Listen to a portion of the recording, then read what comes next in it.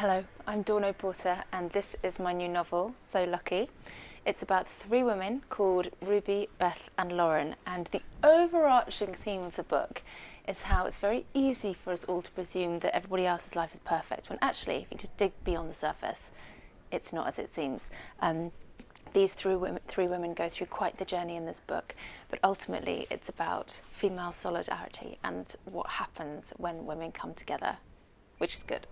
And I'm here in Waterstones to talk about three books that are very important to me and have impacted me. And my first one is Jane Eyre by Charlotte Bronte.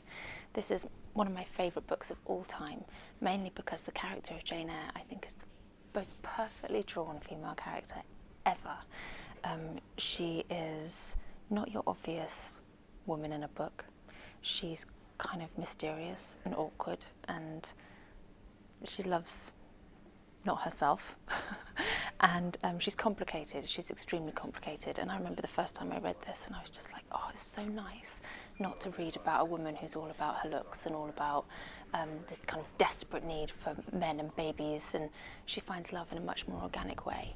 I'm not going to ruin the story for you if you haven't read it, but it's one of those books that every woman should read, and I try and read it before I start writing any of my books. My next book that I love is called, oh, what chance, Oranges Are Not the Only Fruit, and I read this when I was probably about 16 at school. Firstly, I was surprised that it was a school text because it probably was considered quite racy, but secondly, I remember reading it and just being like, oh, a story about a girl with a complicated relationship with her mum. As someone who lost my mum when I was quite young, I always used to find that relationship quite awkward, and I loved reading this because it was the first time I'd read a story where a young girl wasn't totally in love with her mum and really close to her, and I really related to her for that.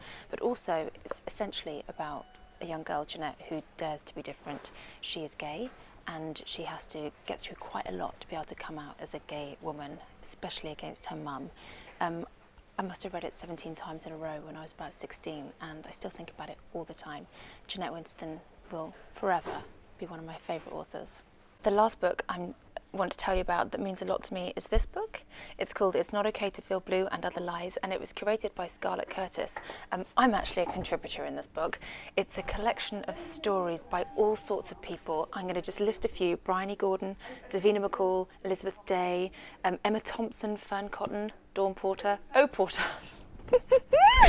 Oh, sorry, I'm quite tired. And it's a book that is really important, and it's shattering the stigma around mental health, and all of the people in here have written very openly and honestly about any issues that they've had with mental health. It's everything from poems to essays, and I'm so honoured to be a part of it because we need to talk about it more, and this book does just that.